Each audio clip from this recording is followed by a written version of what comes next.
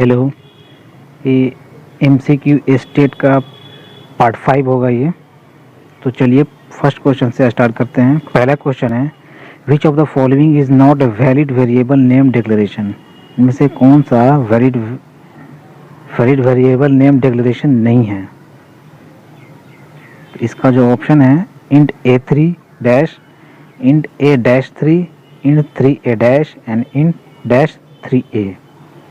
तो फर्स्ट का जो करेक्ट ऑप्शन है वो सी हो जाएगा। वेरिएबल नेम कभी भी कोई न्यूमेरिक डिजिट से स्टार्ट नहीं होता है। वेरिएबल नेम न्यूमेरिक डिजिट से स्टार्ट नहीं होता है। तो ये नंबर 3 न्यूमेरिक डिजिट से स्टार्ट हो रहा था, तो ये वैलिड वेरिएबल नेम डिक्लेरेशन नहीं होगा। नेक्स्ट क्वेश्चन है, all keywords in C are. C में जितने भी कीवर्ड्स होते हैं, लोअर केस लेटर होते हैं, upper case letter, camel case letter and none of the mention. तो सेकंड का जो आंसर हो जाएगा वो ए हो जाएगा।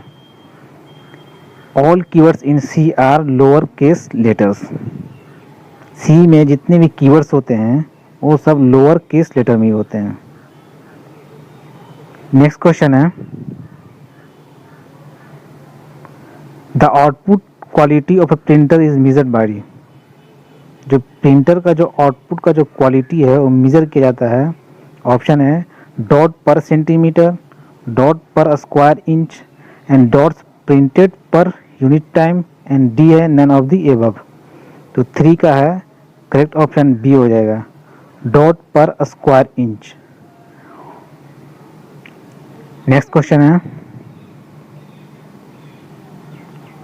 What will be the output of the following C code. C code का आउटपुट क्या हो जाएगा।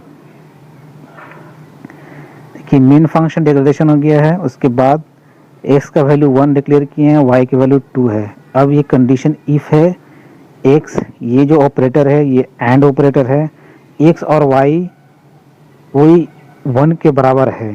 क्या ये कंडीशन फॉलो कर रहा है।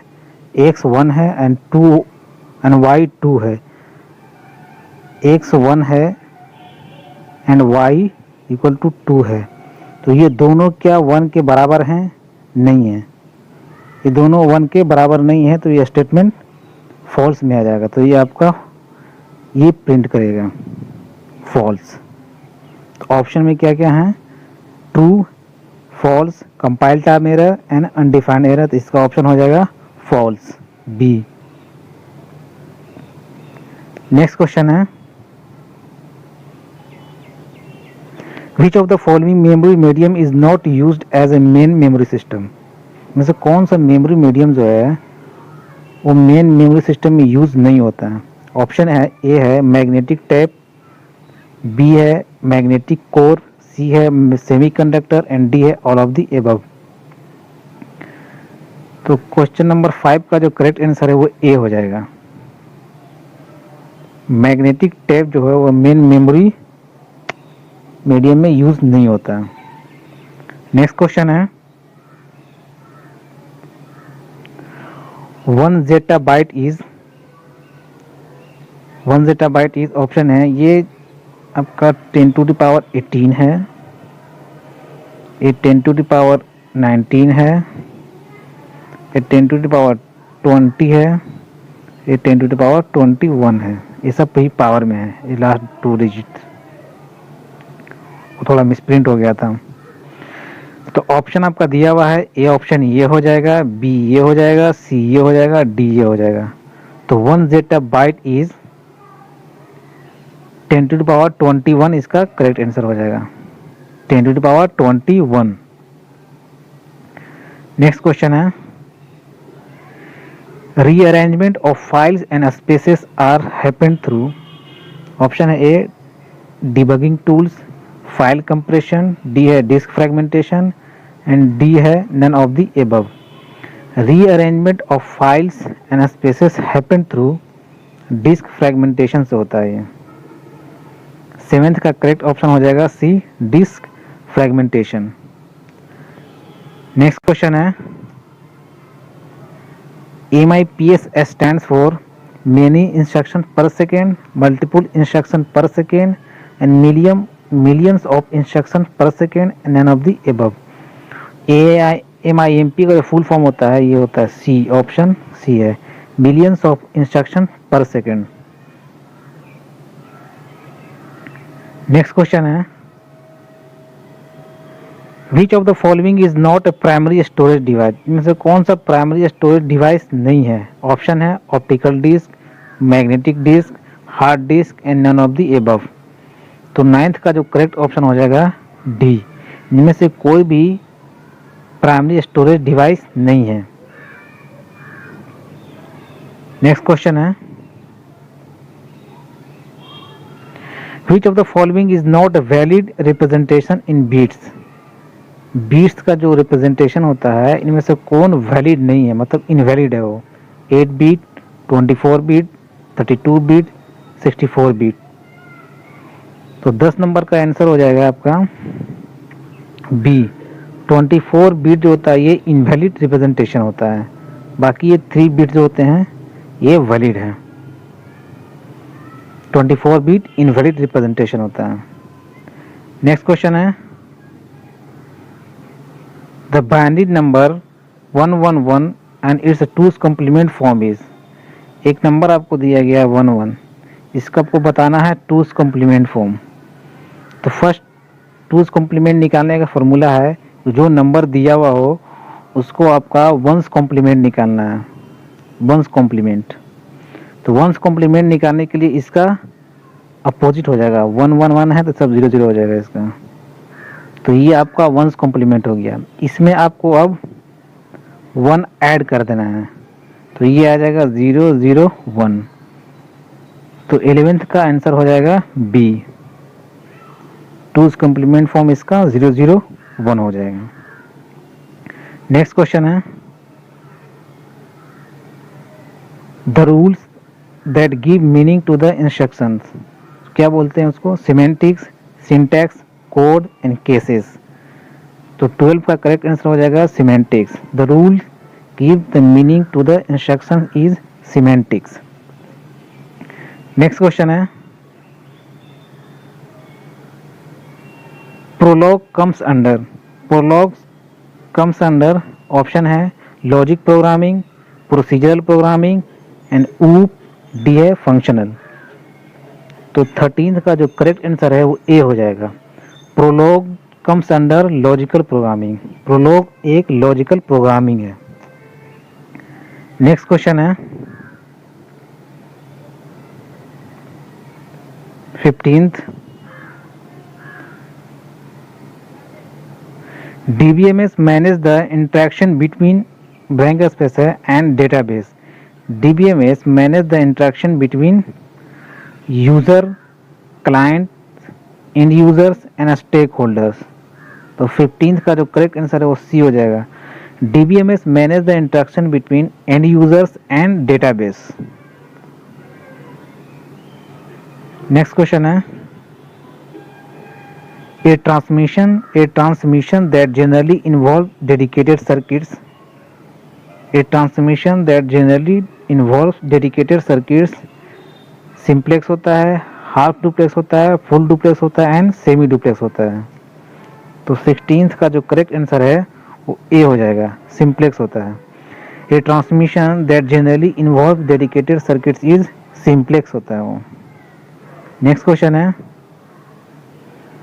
Fire alarms are based on this type of transmission, जो फायर अलार्म है वो किस टाइप ऑफ ट्रांसमिशन होता है? डायरेक्ट है, नेटवर्क है, एनालॉग है एंड मल्टीपल है। तो 17th का जो करेक्ट आंसर है वो सी हो जाएगा, fire alarm are based on the analog transmission. Next question है,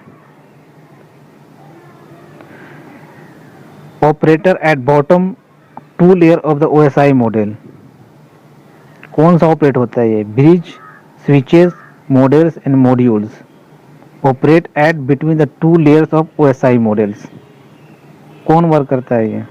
तो 18th का करेक्ट आंसर हो जाएगा A, bridges, bridges operate at bottom 2 layer of OSI models. Next question है, Any system that uses HTTP protocol is called web browser, web server, and www है TCP IP। कोई भी system अगर HTTP protocol use करता है उसको हम लोग बोलते हैं web server. Web server. Next question है, batch processing was mainly used in this generation. Batch processing किस जनरेशन में यूज होता था? First, second, third and fourth generation. तो 20 का जो करेक्ट आंसर है वो फर्स्ट हो जाएगा। Batch processing was mainly used in first generation. Next question है, in this generation time sharing, real time networks and distributed operating system was used. किस generation में ये यूज होता था? First, second, fifth and fourth. तो 21 का जो correct answer हो जाएगा वो डी हो जाएगा। फोर्थ जनरेशन में हम लोग time sharing, real time networks and distributed operating system use करते थे। नेक्स्ट क्वेश्चन है, a concept that combines data and functions into a single unit called। एक concept जो डेटा को कंबाइन करता है एंड फंक्शन को इन सिंगल यूनिट क्लास में क्या बोलते हैं? Inheritance, encapsulation, polymorphism and D है एब्स्ट्रैक्शंस। तो 22 का जो करेक्ट आंसर है वो इनकैप्सुलेशन हो जाएगा। इनकैप्सुलेशन। नेक्स्ट क्वेश्चन है, to start slides show of presentation.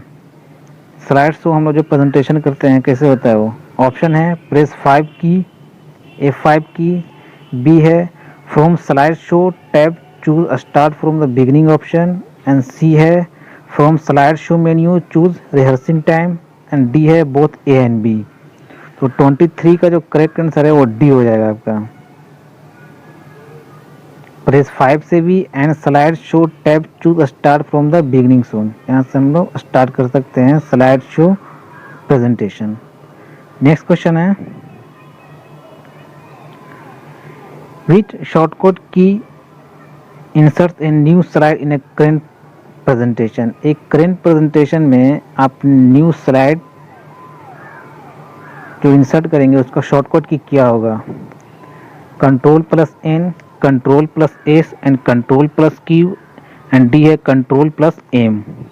तो 24th का जो करेक्ट आंसर वो डी हो जाएगा, control plus M. Next question है, what is the shortcut key for change case the selected text. जो हम लोग टेक्स्ट जो सिलेक्ट किए हैं उसका हमको केस चेंज करना है तो कौन सा की यूज करेंगे? कंट्रोल प्लस एफ, बी है कंट्रोल प्लस शिफ्ट प्लस सी, सी है control plus shift plus F, and D है शिफ्ट प्लस F3। तो 25 का जो करेक्ट आंसर है वो डी हो जाएगा, शिफ्ट प्लस F3 यूज करते हैं हम लोग। नेक्स्ट क्वेश्चन है, विच की delete the character from the right of the cursor. Cursor के राइट साइड की को डिलीट करने के लिए क्या यूज करते हैं हम लोग? डिलीट, बैक स्पेस, या both and B, and D है नन ऑफ द एबव। तो 26 का जो करेक्ट आंसर हो जाएगा वो डिलीट हो जाएगा, डिलीट। नेक्स्ट क्वेश्चन है, in the formula which symbol specify the fixed column and row। specify the formula में symbol specify the fixed column and row कौन specify करता है? Dollar, percentile D, ampersand, dollar, percentile and all of the above. तो 27th का जो correct answer है वो C हो जाएगा, डॉलर साइन वो फिक्स्ड कॉलम और ए स्पेसिफाई करता है वो। नेक्स्ट क्वेश्चन है, Which of the following function will use to find the highest number in a series of a number? Option है high b and b3, maximum b b3, max b b3 and d and none of the above. तो 28 का जो correct option है वो C हो जाएगा, max B and b3. Next question है BIOS is used. Option है by operating system, by compiler, by interpreter, D है बाय एप्लीकेशन सॉफ्टवेयर. तो 29 का करेक्ट ऑप्शन ए हो जाएगा, BIOS is used by operating system. Next question है a computer is accurate but if the result of a computation is false तो what is the main reason for it. Computer एक accurate होता है लेकिन result अगर computation में the calculation में false हो जाए तो रीज़न क्या होगा उसका. ऑप्शन ए है पावर फेल्यूर, बी है कंप्यूटर वायरस एंड सी है incorrect data entry and D है डिस्ट्रैक्शन. तो 30 का जो करेक्ट आंसर हो जाएगा वो डी हो जाएगा, इनकरेक्ट डेटा एंट्री. ये इस सेशन का लास्ट क्वेश्चन था. Thanks for watching.